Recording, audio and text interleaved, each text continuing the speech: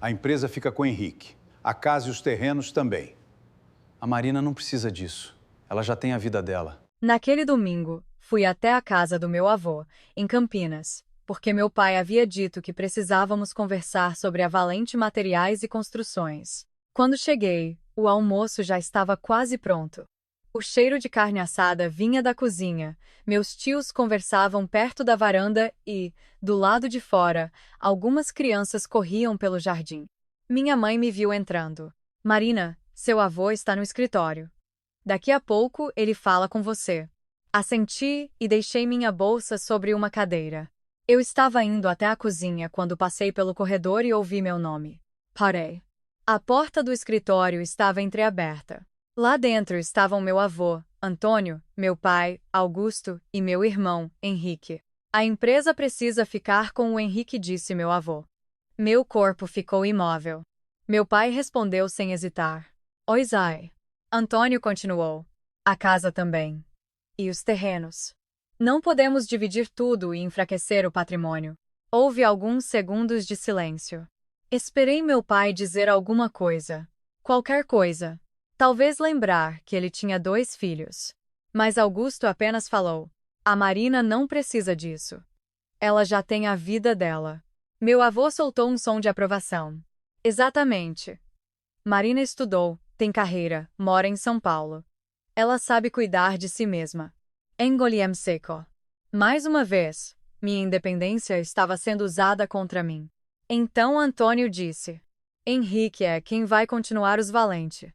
Henrique não respondeu. E aquilo talvez tenha sido pior. Empurrei a porta.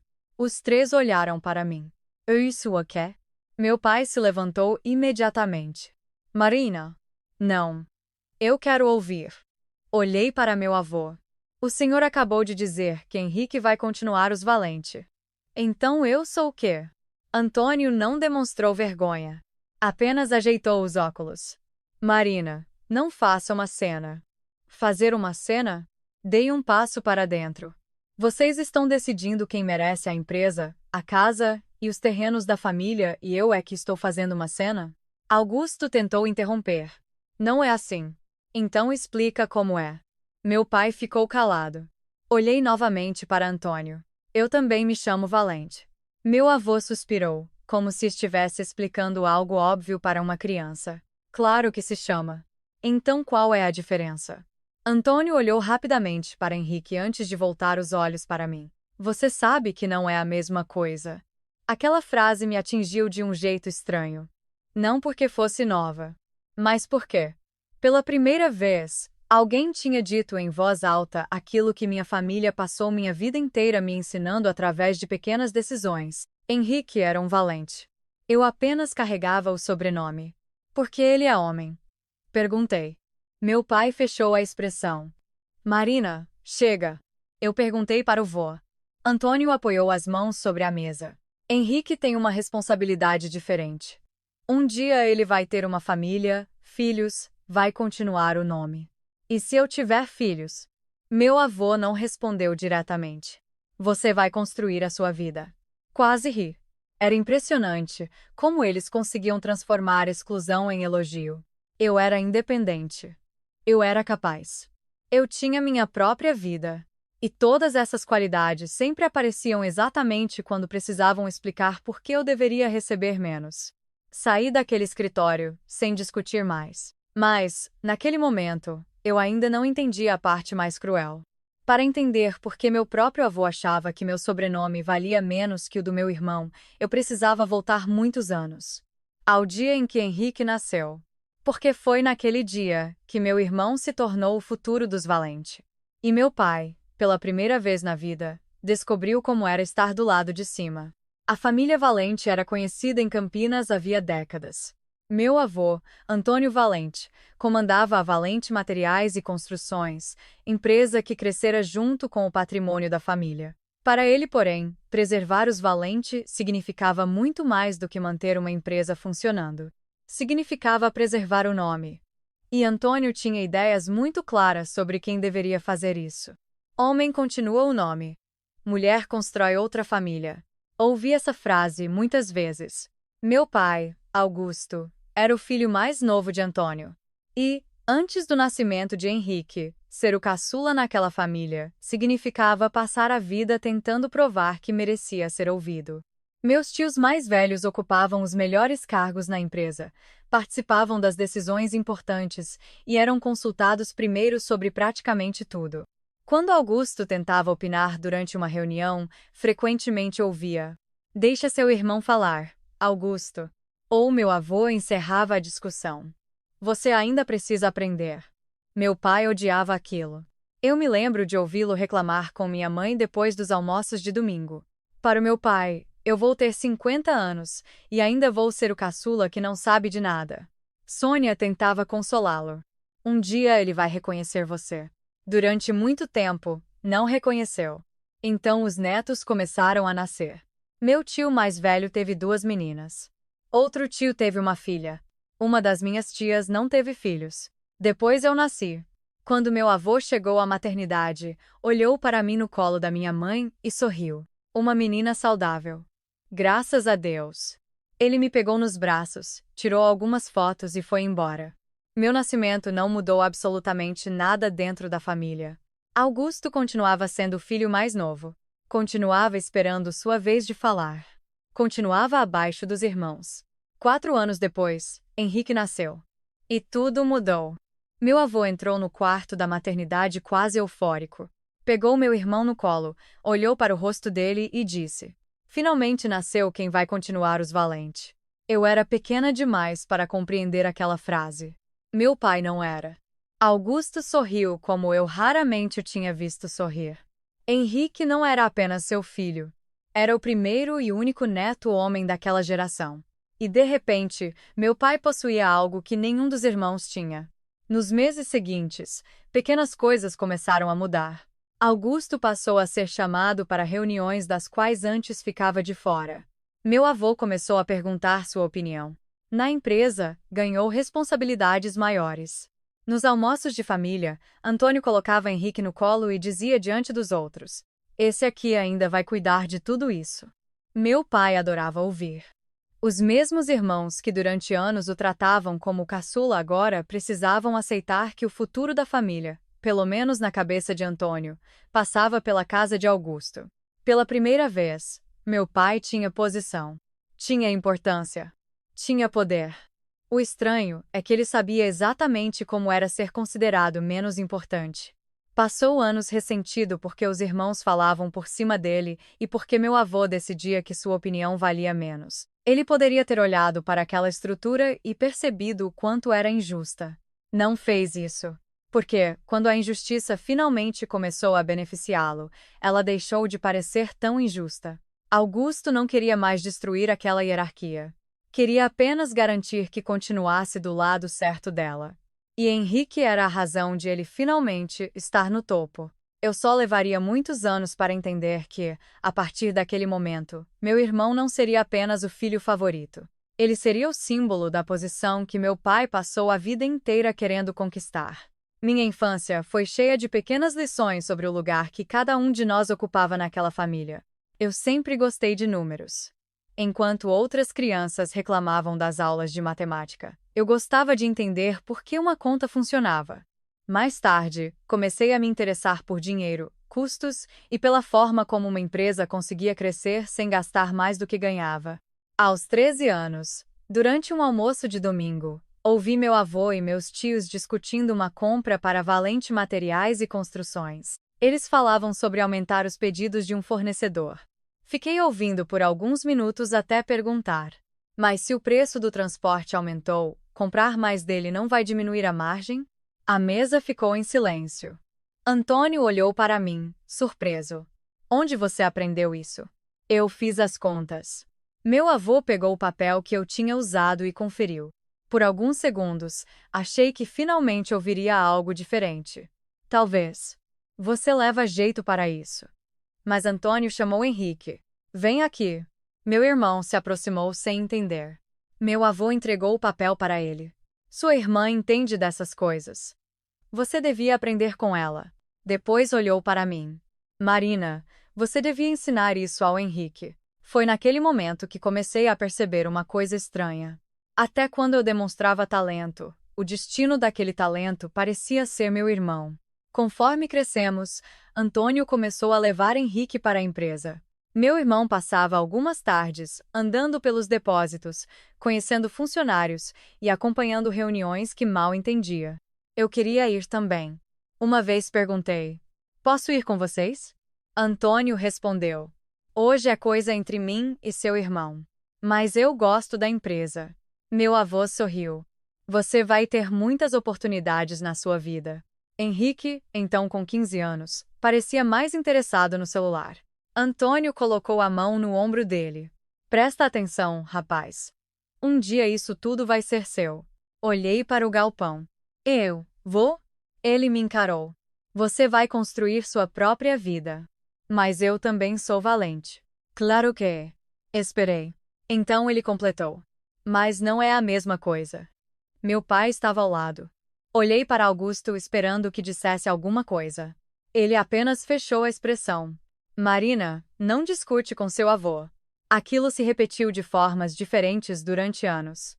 Quando Henrique tirava uma nota ruim, ele ainda é jovem. Quando desistia de alguma atividade, ele está descobrindo o que gosta. Quando fazia alguma besteira, precisa errar para aprender. Comigo era diferente. Uma nota abaixo do esperado. Você sabe que consegue fazer melhor. Um erro. Marina, você precisa ser responsável. Henrique tinha permissão para estar aprendendo. Eu precisava chegar sabendo. E não acho que meu irmão entendesse completamente o que estava acontecendo. Ele simplesmente cresceu num mundo em que portas se abriam antes mesmo de ele pedir. Eu cresci aprendendo a procurar outra entrada. A diferença é que, quanto mais independente eu ficava, mais minha família usava minha independência para justificar tudo. Henrique precisava de orientação. Eu sabia me virar. Henrique precisava de oportunidades. Eu encontraria as minhas. Henrique precisava ser preparado. Eu precisava ser responsável. Só muitos anos depois, consegui colocar aquilo em palavras. Meu irmão foi criado para receber uma herança. Eu fui criada para sobreviver sem uma. Quando chegou a hora da faculdade, a diferença entre mim e Henrique deixou de ser apenas emocional. Ela começou a aparecer nos boletos. Eu fui estudar finanças e administração em São Paulo. Consegui uma bolsa parcial. Usei parte de um dinheiro que uma parente da família da minha mãe havia deixado para os meus estudos e comecei a trabalhar ainda na faculdade. Fazia estágio durante o dia, estudava à noite e controlava cada real. Henrique entrou na faculdade alguns anos depois. Para ele, meus pais pagaram mensalidade, aluguel, carro e cartão. Uma vez perguntei ao meu pai: "Por que com ele é diferente?" Augusto respondeu como se fosse óbvio: "Henrique precisa de estrutura para conseguir se concentrar. E eu não precisava." Minha mãe respondeu antes dele: "Marina, você sempre soube se virar." Lá estava aquela frase outra vez. Minha capacidade de sobreviver continuava sendo usada como justificativa para eu receber menos. Eu terminei a faculdade, cresci profissionalmente e, depois de alguns anos, me tornei gerente na área de planejamento financeiro em São Paulo. Henrique seguiu outro caminho. Primeiro tentou abrir um pequeno negócio. Não deu certo. Meu pai colocou dinheiro. Depois surgiu uma startup que Henrique jurava que seria sua grande oportunidade. Augusto investiu novamente. Quando o projeto começou a dar prejuízo, meu avô explicou: "Empreendedor precisa errar antes de acertar." Eu pensei em quantas vezes tinham permitido que eu errasse sem pagar sozinha pela consequência. Não consegui lembrar de nenhuma. Enquanto isso, a Valente Materiais e Construções passou por um período de fluxo de caixa apertado. Meu pai me ligou: "Filha, preciso de uma ajuda por alguns meses." "Quanto?" "Uns R$ 2.000. Talvez 2.500. É só até a empresa melhorar." Eu aceitei. Afinal, era a empresa da família. Pelo menos era assim que chamavam quando precisavam de mim. Comecei a transferir R$ 2.500 por mês. 3 meses viraram 6. 6 viraram 12. A empresa melhorou, mas ninguém disse: "Marina, pode parar." Sempre surgia uma nova justificativa. Uma despesa inesperada. Um fornecedor. Uma parcela. Uma dificuldade de Henrique. Quando eu perguntava, meu pai repetia: Só mais um pouco. E eu continuava. O mais estranho era que ninguém parecia enxergar contradição alguma. Nas reuniões sobre o futuro da empresa, Henrique era chamado. Eu não. Quando Antônio falava em sucessão, dizia: Henrique precisa conhecer o negócio. Mas quando aparecia um problema financeiro, meu telefone tocava. Eu servia para analisar números. Servia para dar conselhos. Servia para fazer Pix. Só não servia para ocupar a cadeira que esses mesmos números sustentavam. Passei anos tentando não transformar aquilo em ressentimento. Dizia a mim mesma que eu tinha minha carreira, meu apartamento, meus investimentos. Que não precisava disputar nada. Mas havia uma pergunta que eu ainda não tinha coragem de fazer. Se eu não fazia parte do futuro dos Valente, por que era minha responsabilidade ajudar a financiá-lo? Para herdar, eu era a filha que já tinha a própria vida. Para pagar, eu voltava a ser família.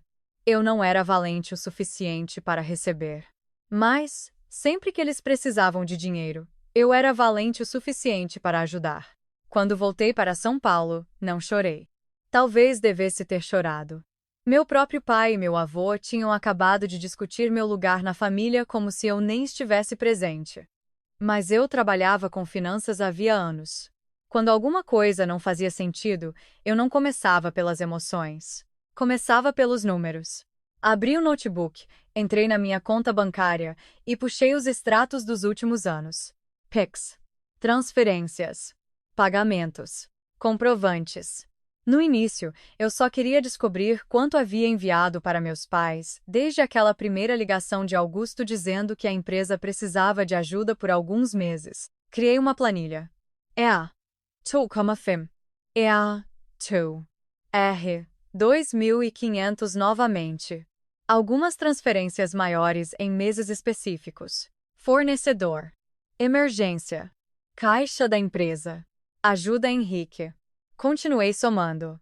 Quando cheguei ao total, fiquei olhando para a tela. Quase 180 mil. 180 mil reais. Eu, que segundo meu avô já tinha minha própria vida e não precisava de nada da família, havia colocado quase 200 mil reais naquela mesma família. Mas havia algo me incomodando. Procurei os documentos relacionados ao dinheiro que uma parente da minha mãe havia deixado para os meus estudos e para o início da minha vida adulta. Eu sabia quanto deveria ter restado. O saldo não batia. Comecei a procurar movimentações antigas. Até encontrar uma transferência de 35 mil. Destino. Uma conta ligada ao primeiro negócio de Henrique. Fiquei imóvel. Peguei o telefone e liguei para meu pai. Augusto atendeu depois de alguns toques. Marina, o senhor usou meu dinheiro no negócio do Henrique? Silêncio. Que dinheiro? Os 35 mil reais. Outro silêncio. Então ele respondeu. Aquilo foi há muito tempo. Eu não perguntei quando foi. Minha voz saiu mais fria do que eu esperava. O senhor usou meu dinheiro? Augusto suspirou. Foi para a família, Marina. Fechei os olhos. Não. Foi para o Henrique. Não começa com isso de novo. E eu autorizei? Meu pai não respondeu. E aquela ausência de resposta foi suficiente. Desliguei. Mas continuei procurando. Foi quando encontrei algo pior. Meu nome aparecia em documentos financeiros relacionados a Valente Materiais e Construções. Garantias. Referências. Uma operação em que minha situação financeira aparecia como parte da segurança oferecida. Abri arquivo por arquivo. Em um deles, havia uma assinatura. Meu nome. Meu CPF.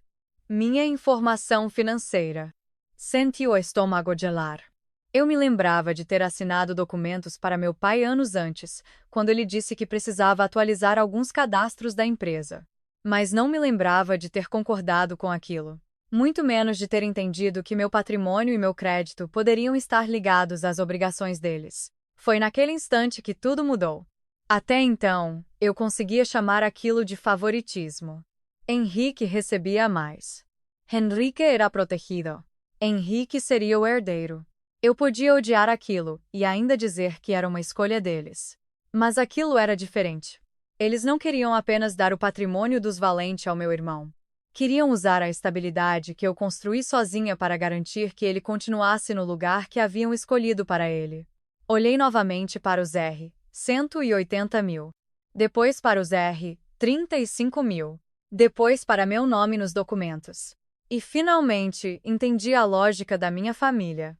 Para receber, eu tinha minha própria vida. Para herdar, eu não era a pessoa certa. Mas, quando precisavam de dinheiro, crédito ou segurança. De repente, tudo que eu havia construído também pertencia aos Valente. Marina não ligou novamente para o pai. Também não mandou mensagem para Henrique nem voltou a discutir com o avô. Pela primeira vez, decidiu que não entraria numa conversa com a família levando apenas raiva. Na manhã seguinte, marcou uma reunião com uma advogada especializada em questões patrimoniais e levou tudo o que havia encontrado. Depois, procurou um contador de confiança. Durante dias, os três revisaram extratos, comprovantes, transferências e documentos. Marina queria separar cada coisa com clareza. Havia dinheiro que ela tinha enviado voluntariamente aos pais. Aquilo doía, mas tinha sido uma escolha.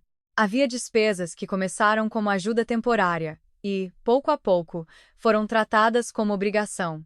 Havia os R. 35 mil ligados ao negócio de Henrique. E havia os documentos que exigiam atenção muito maior. A advogada colocou um deles sobre a mesa. Antes de qualquer discussão com sua família, precisamos entender exatamente o que foi autorizado, o que pode gerar responsabilidade para você e o que precisa ser contestado. Marina assentiu. Não queria vingança. Queria sair daquele emaranhado sem carregar dívidas, riscos ou compromissos que nunca escolhera conscientemente. Criou uma pasta. Na primeira divisão colocou extratos. Na segunda, comprovantes. Na terceira, documentos da empresa. Na quarta, tudo relacionado a Henrique. Mas, enquanto organizava os papéis, percebeu que estava organizando muito mais do que dinheiro.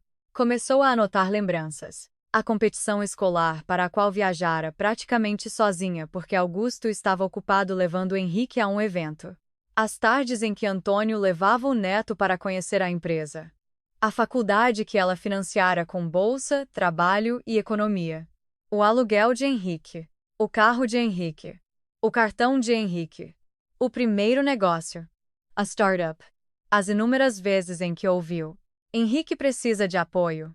Henrique precisa de estrutura. Henrique precisa de uma oportunidade. Ao lado dessas frases, Marina escreveu aquelas que sempre ouviu sobre si mesma. Marina consegue sozinha. Marina é responsável. Marina não precisa. Marina sabe se virar. Ela ficou olhando para as duas listas. Então, finalmente, enxergou algo que durante anos havia confundido com simples favoritismo. Sua família não apenas dava mais a Henrique. Quando os recursos destinados a ele não eram suficientes, eles buscavam mais em Marina. Seu irmão recebia dinheiro porque precisava. Marina entregava dinheiro porque não precisava. Henrique podia falhar porque estava aprendendo. Marina precisava cobrir parte das consequências porque era responsável. A independência dela tinha se transformado no combustível da dependência dele. Fechou a pasta. Na capa escreveu apenas: Valente. Não porque pretendesse disputar a empresa, a casa ou os terrenos. Ela já não queria provar ao avô que merecia uma cadeira naquela mesa. Queria algo muito mais simples. Impedir que continuassem tirando da vida que ela construíra sozinha para financiar o lugar que haviam reservado a Henrique. Quando tudo estivesse juridicamente claro, Marina voltaria para Campinas. Dessa vez, porém, não chegaria como a filha que precisava explicar por que estava magoada. Chegaria com números, documentos e uma pergunta que sua família passara décadas evitando. Se Henrique era o único escolhido para receber o futuro dos Valente, por que Marina precisava continuar pagando por ele? A reunião aconteceu na mesma casa onde, poucos dias antes, Marina ouvira o avô decidir o futuro da família como se ela não existisse. Desta vez, ela não ficou no corredor. Sentou-se à mesa diante de Antônio, Augusto, Sônia e Henrique e colocou uma pasta grossa à sua frente. Antônio foi o primeiro a perder a paciência. Se você veio discutir novamente a sucessão, já sabe minha posição. Henrique carrega o nome da família. Marina sustentou o olhar do avô. Eu também me chamo Valente. Não é a mesma coisa. Ela quase sorriu. Eu sei. Passei a vida inteira ouvindo isso. Abriu a pasta e espalhou alguns extratos sobre a mesa. Quase 180 mil reais. Augusto Franzio atesta. O que é isso? O dinheiro que saiu da minha conta para esta família nos últimos anos. Depois colocou outro comprovante. 35 mil, que deveriam estar comigo, e foram parar no negócio do Henrique. Henrique pegou o papel. Que dinheiro é esse? Marina percebeu pela expressão dele que aquela parte era novidade. Pergunta para o pai. Henrique virou-se para Augusto. Pai? Era uma situação difícil. Todo mundo estava tentando ajudar. Marina interrompeu. Todo mundo? Apontou para os extratos. Porque eu só estou vendo o meu dinheiro aqui. Antônio bateu a mão na mesa. Família ajuda família. Marina virou-se para ele. Então por que a ajuda sempre sai da minha conta e termina na vida dele? Silêncio. Ela empurrou os documentos para o centro. Para herdar, eu nunca fui valente o suficiente. Mas para pagar as contas dos Valente, meu sobrenome sempre serviu. Sônia tentou intervir. Marina, ninguém está dizendo que você vale menos. Não precisaram dizer, mãe. Vocês organizaram nossa vida inteira dessa forma. Augusto se levantou. Chega. Você está transformando tudo numa disputa com seu irmão. Eu nunca disputei com Henrique. Marina também se levantou. Esse é justamente o problema. Vocês escolheram o vencedor antes de a competição existir. Então olhou diretamente para o pai. O senhor passou a vida reclamando que o vô tratava o senhor como menos. Augusto endureceu. Não coloque meu pai nisso. Foi ele quem começou isso. Antônio abriu a boca, mas Marina continuou. Eu cresci ouvindo o senhor reclamar que seus irmãos decidiam tudo. Que ninguém respeitava sua opinião. Que o vô sempre tratava o senhor como caçula que precisava ficar quieto. Augusto não respondeu. E quando Henrique nasceu, finalmente deram ao senhor um lugar à mesa. A voz de Marina baixou. Só que, quando conseguiu esse lugar, o senhor não puxou uma cadeira para mim. Ela respirou fundo. Só fez questão de me deixar de pé. Augusto desviou os olhos. Você não quebrou o ciclo, pai. Só ficou feliz quando chegou a sua vez de estar por cima. Dessa vez, ninguém respondeu. Marina fechou a pasta. A partir de hoje, as transferências acabam. Meu nome não será usado em novas garantias. Meu crédito não será usado para sustentar a empresa e qualquer responsabilidade vinculada a mim será tratada pelos meios adequados. Antônio levantou-se. Então é isso. Você vai virar as costas para sua própria família porque não recebeu o que queria. Marina encarou o avô. O senhor ainda não entendeu. Ela olhou para Henrique. Eu não quero o lugar dele. Henrique permaneceu calado, ainda segurando um dos comprovantes. Não quero a empresa. Não quero a casa. Não quero os terrenos. Então Marina voltou os olhos para o pai e para o avô. Vocês podem entregar tudo ao Henrique se essa é a escolha de vocês. Fez uma pausa. Só quero que parem de usar o que é meu para manter, Lula. Pegou a pasta e caminhou até a porta. Pela primeira vez, ninguém mandou Marina ser responsável. Ninguém disse que Henrique precisava mais. Porque, pela primeira vez, a filha que sempre soube se virar estava deixando que os Valente aprendessem a fazer exatamente a mesma coisa. Alguns meses se passaram. A Valente Materiais e Construções não faliu. Antônio não apareceu na minha porta pedindo desculpas, e meu pai não acordou de repente como um homem completamente diferente. A única coisa que realmente mudou foi simples. Meu dinheiro deixou de sustentar aquele sistema. Henrique precisou reorganizar a própria vida. Alguns projetos foram adiados, despesas foram cortadas, e pela primeira vez, ele começou a descobrir quanto custava manter o padrão que sempre parecera tão natural. Um dia, ele me ligou. Posso te encontrar? Nos encontramos em um café em São Paulo.